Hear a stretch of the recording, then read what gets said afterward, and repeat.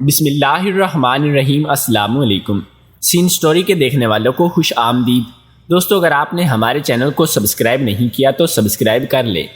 زندگی بھی ہمیں کیا کیا رنگ دکھاتی ہے، اور جب سر پر باپ کا نہ رہے تو رنگ اور زیادہ عجیب ہو جاتے ہیں۔ میں اپنے والدین کا اکلوتا بیٹا تھا، اور میری پیدائش کے 4 سال بعد ہی میرے والد فوت ہو گئے تھے۔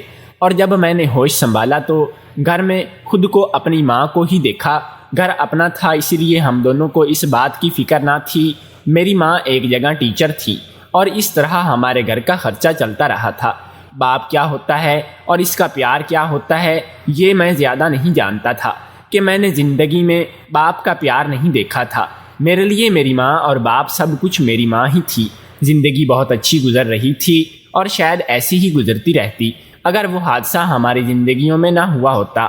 میں اس وقت 12ویں کلاس میں پڑھتا تھا، اور ایک دن کالج سے جب میں گھر واپس آیا تو مجھ سے آگے یا میرے ساتھ ہی ماں بھی سکول سے آیا کرتی تھی۔ لیکن جیسے ہی میں گھر میں داخل ہوا تو تھوڑی دیر بعد ہی ماں بھی گھر میں داخل ہوئی، اور ان کو دیکھ کر میں حیرت زدہ رہ گیا۔ یوں لگتا تھا جیسے کسی نے ان کو ڈرایا ہو اور کمرے کا دروازہ بھی بند کر دیا۔ ان کے جسم کا سارا خون نوچ لیا، یا پھر وہ کسی چیز سے شدید خوفزدہ ہوں۔ انہوں نے گھر کے سارے کھڑکیاں دروازے بند کیے، اور مجھے بھی پکڑ کر کمرے میں ان سے بار بار پوچھا کہ کیا ہوا ہے، ایسا کیا ہوا ہے، لیکن وہ کچھ بھی نہیں بتا رہی تھی۔ بس کسی سے ڈر گئی ہیں۔ لیکن جوان بیٹے کے ہوتے ہوئے ان کا ایسے ڈر جانا کچھ عجیب بات تھی۔ جب میں بچہ تھا اور وہ جوان تھی تب تو کبھی میں نے ان کی کبھی ایسی کوئی حالت نہ دیکھی، تو آج ایسا کیا ہو گیا تھا؟ میرے بار بار پوچھنے پر بھی ماں نے کچھ جواب نہ دیا۔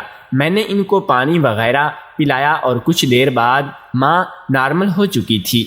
مجھے لگا کہ عورت ہے، شاید کوئی جانور وغیرہ دیکھ لیا ہوگا، اور اکثر گلیوں میں آوارہ کتے بھونکتے ہیں، اور یہ بات تو میں بھی جانتا تھا کہ میری ماں تو کتوں سے بہت ڈرتی ہیں۔ اس لیے میں نے خود ہی سیارے انداز میں اور مطمئن ہو گیا۔ لیکن مجھے کیا معلوم تھا کہ میری زندگی بھی اطمینان ہمیشہ کے لیے رخصت ہونے والا ہے۔ نہ ہی ماں نے اس بارے میں کچھ بتایا، اور نہ ہی میں نے کچھ پوچھا، اور میں بات کو ٹال گیا، جو کہ ویسے بھی میرے سیکنڈ ایئر کے پیپر ہونے والے تھے، اور میرا سارا دھیان پیپر میں تھا۔ لیکن پیپر کے دوران بھی مجھے ماں بہت زیادہ پریشان نظر آتی تھی۔ کبھی لگتا تھا کہ وہ بہت پریشان ہیں، اور کبھی لگتا کہ بہت خوش ہیں۔ مجھے سمجھ نہیں آتی کہ ماں کے ساتھ ہو کیا رہا ہے، اور وہ مجھے بتا کیوں نہیں دیتی، کیوں اندر ہی اندر سب کچھ سہ رہی ہیں۔ اور پھر ادھر میرے پیپر سٹارٹ ہونے والے ہیں۔ ماں نے اپنی ریٹائرمنٹ کے لیے درخواست جمع کرا دی۔ مما کی اس حرکت پر میں نے انتہائی حیران ہوا۔ یہ سب کیوں کر رہی ہیں؟ ابھی تو آگے میری پڑھائی رہتی ہے، اور ہمیں پیسوں کی ضرورت ہے۔ ایسے کیسے چلے گا پڑھائی کیسے مکمل ہوگی؟ اور جب بہکی بات میں نے ان سے کبھی تو انہوں نے کہا کہ میں تمہیں پریشان ہونے کی ضرورت نہیں ہے، تمہاری پڑھائی میرا مسئلہ ہے، لیکن اب ہم مزید یہاں نہیں رہ سکتے۔ مجھے اس بات نے حیرت میں مبتلا کر دیا کہ جہاں پر میں بچپن سے رہا ہوں، جس محلے میں، جس گھر میں ماں نے اپنی پوری جوانی گزاری ہے، وہاں پر نہیں رہنا چاہتی۔ آخر ایسا کیا ہوا ہے؟ لیکن ماں کسی کا اچھے سے جواب دے تو نہ رہی تھی۔ میں ان سے کوئی بات نہیں کر سکتا تھا، اور ماں تو لگتا تھا کہ جیسے کسی اور ہی دنیا میں ہو، اور وہ نہ صرف اپنی نوکری چھوڑنا چاہتی تھی بلکہ وہ پراپرٹی ڈیلر سے بات کر کے یہ گھر بھی سیل کروانا چاہ رہی تھی۔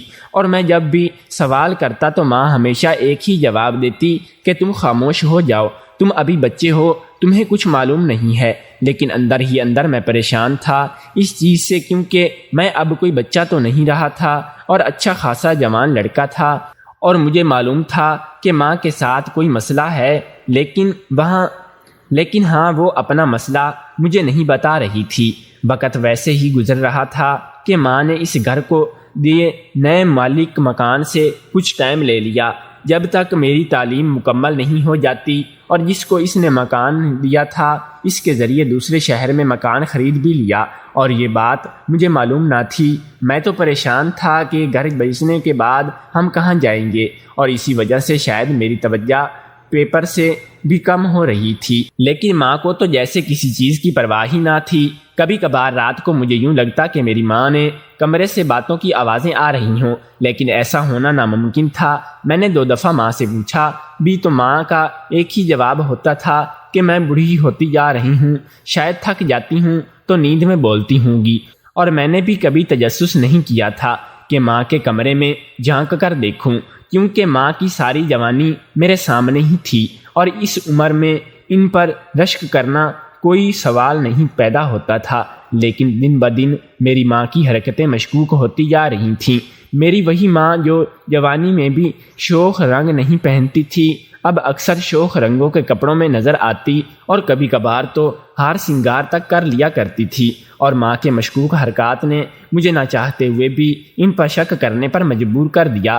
اور ایک دن جب میرا آخری پیپر تھا، میں رات گئے تک پڑھائی میں رہا تھا اور ماں کے کمرے سے باتوں کی ساتھ جنس کی آواز بھی آ رہی تھی، اور میں تجسس کے ہاتھوں مجبور ہو کر ان کے کمرے کی طرف بڑھا۔ ان کے کمرے کا دروازہ اندر سے بند تھا اور اس چیز نے مجھے اس تجسس میں مبتلا کر دیا کہ میں پچھلی گیلری کی طرف سے ان کے کمرے کی کھڑکی کی طرف بڑھا، جو کہ خوش قسمتی سے کھلی ہوئی تھی، اور اندر جو کچھ میں نے دیکھا وہ میرے قدموں کے نیچے سے زمین نکلنے کو کافی تھا۔ میرا نام اسلم تھا اور بچپن سے ہی یتیم ہونے کی وجہ سے مجھے بہت سی مشکلات کا سامنا کرنا پڑا تھا۔ بچپن میں تو جب بچے پیرنٹ ٹیچر میٹنگ پر اپنے باپ کو ساتھ لے کر آتے یا کسی بھی موقع پر اپنے باپ کے ساتھ آتے تو میں گھر آ کر رونا شروع کر دیتا تھا کہ مجھے بھی باپ چاہیے۔ ماں پیار سے مجھے سمجھا دیتی کہ آپ کے بابا اللہ جی کے پاس ہیں۔ وقت گزرنے کے ساتھ ساتھ مجھے اس چیز کی سمجھ آ گئی اور آہستہ آہستہ میں نے اس چیز کے ساتھ سمجھوتا کر لیا۔ ان کے پاس بھی وقت نہیں ہوتا تھا کہ وہ میرے ساتھ کہیں جانے سے پہلے تو ماں کے اسکول میں پڑھاتا تھا، لیکن بعد میں مجھے دوسرے سال میں داخل کروایا دیا اور وہاں میرے لیے اور زیادہ مشکل تھی۔ لیکن 7ویں 8ویں کلاس تک پہنچنے تک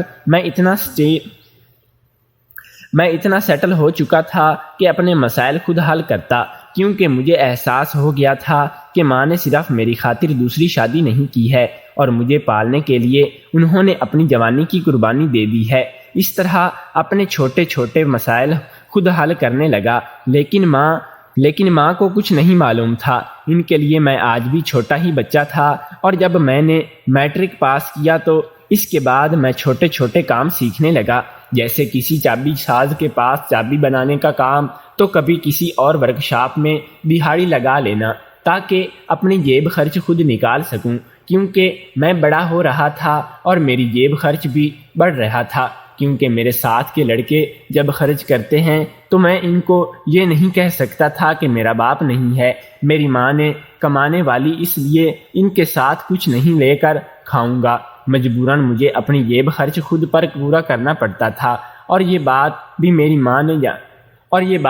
ماں نہیں جانتی تھی۔ اس کے بعد جب میں کالج میں گیا تو میری ذمہ داریاں بھی بڑھ گئیں اور ذمہ داریوں کے ساتھ ساتھ میرا خرچہ بھی بڑھ گیا، اسی لیے میں شام کے وقت ٹیوشن پڑھانے لگا اور یہ سارے کام ماں سے چوری چوری کرتا تھا، کیونکہ انہیں یہ احساس نہ ہو کہ وہ اپنی ذمہ داری پوری کرنے میں ناکام رہیں۔ میری ماں اور باپ کی پسند کی شادی تھی، اسی وجہ سے ماں اور باپ دونوں کے خاندان والوں نے ان سے قطع تعلق کر لیا تھا۔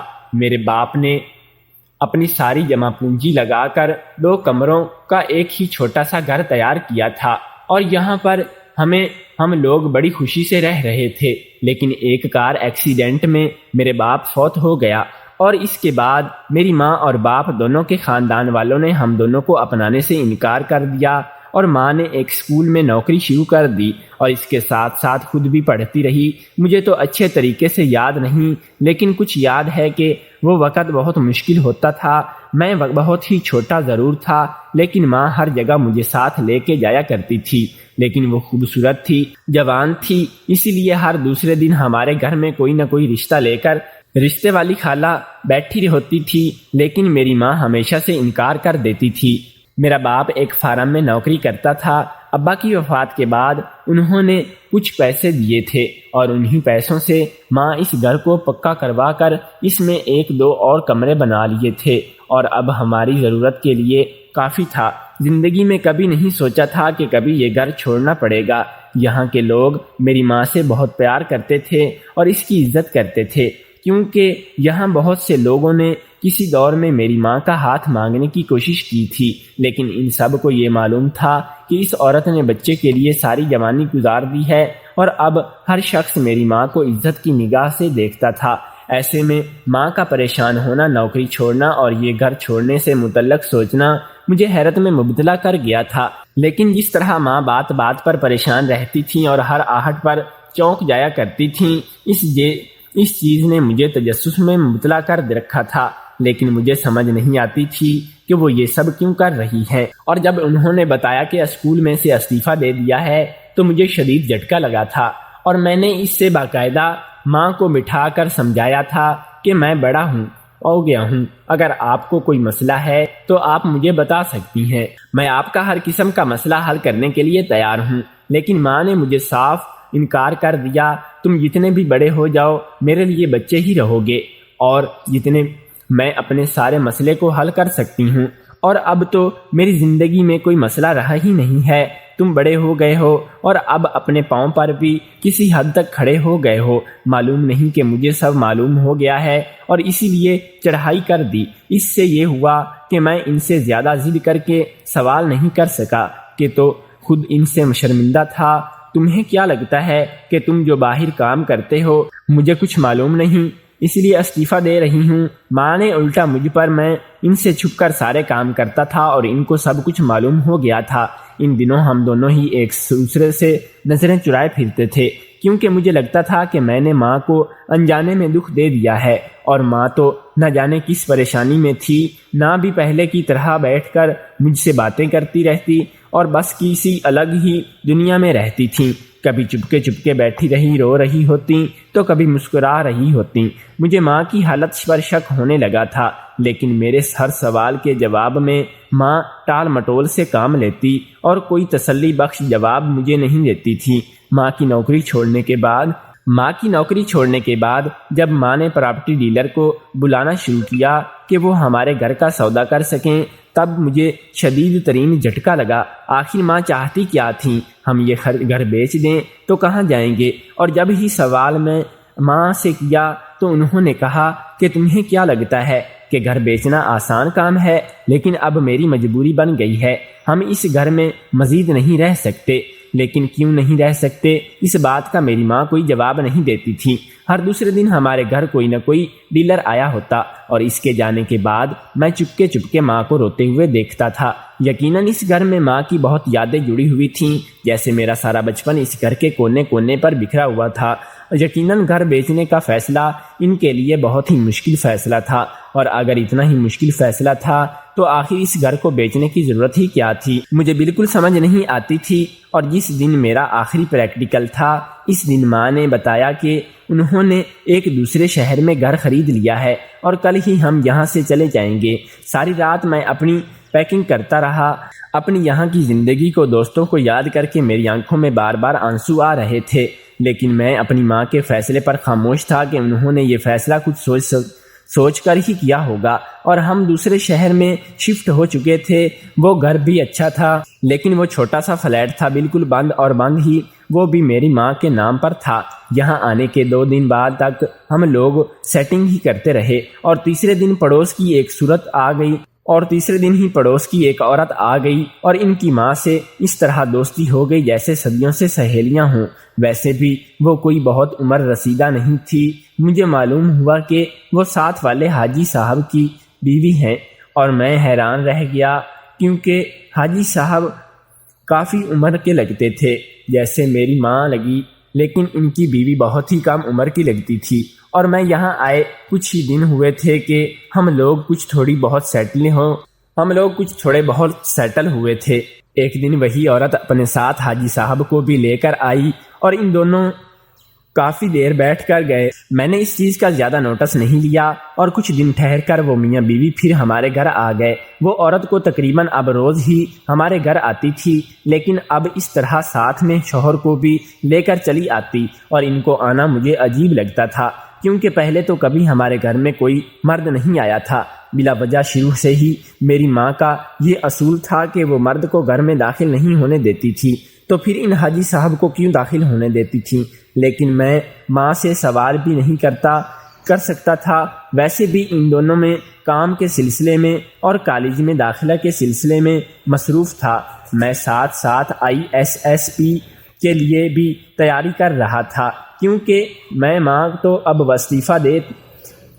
نے تو اب استعفیٰ دے دیا تھا، اس لیے مجھے ہی اب گھر کو بھی چلانا تھا، اور ویسے بھی شروع سے ہی میرا رجحان فوج کی طرف تھا، اس لیے میں ان مصروفات چلتی تھی۔ اور کچھ دنوں بعد مجھے معلوم ہوا کہ وہ حاجی صاحب روزانہ میری ماں کو دم کرنے آتے ہیں، کیونکہ ان کے مطابق میری ماں پر کسی چیز کا سایہ ہو گیا ہے، اس لیے راتوں کو باتیں بھی کرتی ہیں اور پریشان میں بھی رہتی ہیں، کیونکہ ان کو کوئی چیز نظر آتی ہے۔ میں ایسی باتوں پر یقین نہیں کرتا تھا، لیکن جس طرح ماں کی حالت تھی دن بدن سدھارتا آتا جا رہا تھا، اور اس نے مجھے مجبور کیا کہ میں خاموش رہوں۔ اور ویسے بھی حاجی صاحب کے ساتھ ان کی بیگم ہوا کرتی تھی، اس لیے مجھے کبھی بھی اس پر اعتراض نہیں ہوا کہ روزانہ حاجی صاحب ہمارے گھر میں ہمارے ماں کو دم کرنے کیوں آیا کرتے تھے، اور کبھی میں گھر ہوتا تھا اور کبھی نہیں۔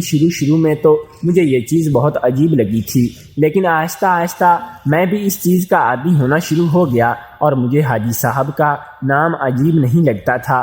ایک دن میں شام کو واپس آیا تو حاجی صاحب اکیلے ہی ہمارے گھر سے نکلتے ہوئے واپس جا رہے تھے۔ مجھے حیرت ہوئی کہ ان کی بیوی کہاں سے ہے، اور جب گھر میں آ گیا اور ماں نے اسے گھر میں آنے کی اجازت بھی دے دی تو پوچھا تو انہوں نے بتایا کہ ان کی بیوی ان کے ساتھ نہیں آئی تھی۔ مجھے یہ بات اچھی نہیں لگی تھی، کوئی غیر محرم اور ایسے ہمارے گھر میں کہاں سے مجھے دم ڈالنے آئے تھے، اور اب تو منع کیا نہیں جا سکتا، اسی لیے میں چپ ہو گیا۔ لیکن پھر تو یہ سلسلہ چل نکلا۔ حاجی صاحب کی بیوی کبھی کبھار ہی ہمارے گھر آتی تھی، حاجی صاحب اکیلے ہی آتے۔ میں کوشش کرتا تھا کہ جس سے وقت وہ آئیں میں گھر میں ہوں، لیکن وہ ہمیشہ ایسے وقت آتے تھے کہ میں گھر میں نہیں ہوتا تھا۔ مجھے کوئی ایسا ضروری کام ہوتا جسے مجھے جانا ہوتا، اور وقت ایسے ہی گزرتا رہا۔ میں یہاں آئے ہوئے 4 ماہ ہو گئے تھے، اور میرے ٹیسٹ کی تیاری مکمل ہو چکی تھی، اور مجھے اب ISS کے لیے تیاری کے لیے جانا تھا، کیونکہ انٹیل سارے ٹیسٹ میں پاس کر چکا تھا، اور مجھے صرف یہ فکر تھی کہ میری ماں اکیلی ہو گئی۔ پر ماں نے مجھے خاموشی سے اجازت دے دی تھی کہ تم چلے جاؤ، مجھے اکیلے ہونے سے کوئی پرواہ نہیں ہے۔ بلکہ حاجی صاحب کی بیوی نے بھی آ کر یہ تسلی دی کہ ہم تمہاری ماں کا خیال رکھیں گے۔ میری مجبوری تھی، اسی لیے ماں کو ڈھیروں تلقین کر کے چلا گیا۔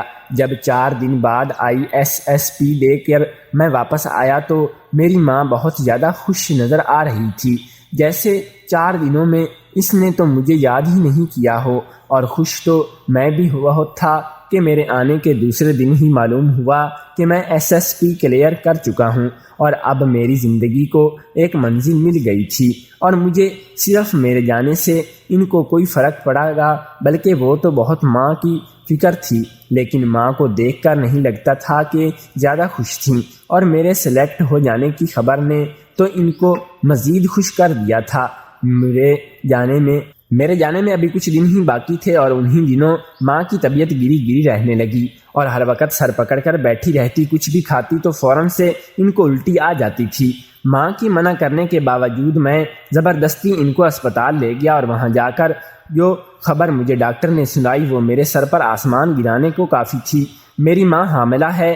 وہ میری ماں جس نے ساری جوانی پاکیزگی میں گزاری ہے، وہ اس عمر میں آ کر حاملہ ہو گئی تھی۔ ماں مجھ سے نظریں چراتی پھر رہی تھی، اور مجھے سمجھ نہیں آ رہا تھا کہ اپنی ماں سے یہ سوال کیسے کروں، لیکن مجھے یہ سوال تو کرنا ہی تھا۔ اسی لیے گھر واپس آ کر میں نے ماں سے پوچھا، مجھے سب کچھ سچ بتا دیں، کیونکہ آپ کی ساری جوانی میرے سامنے، اور اب اگر یہ سب آپ نے کیا تو اس پر ماں نے جو بتایا وہ سب کر کے میں پاگل ہوا جا تھا۔